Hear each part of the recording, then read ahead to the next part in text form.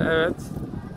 Altınözü'nde ters konak ve araba gördüğünüz gibi. Evet. Evet, ters yapılmış. İnsanlar da buna ilgi gösteriyorlar gördüğünüz gibi. Evet, fuar alanında, festival alanında özellikle çocuklar için de eğlenecekleri mekanlar yapılmış.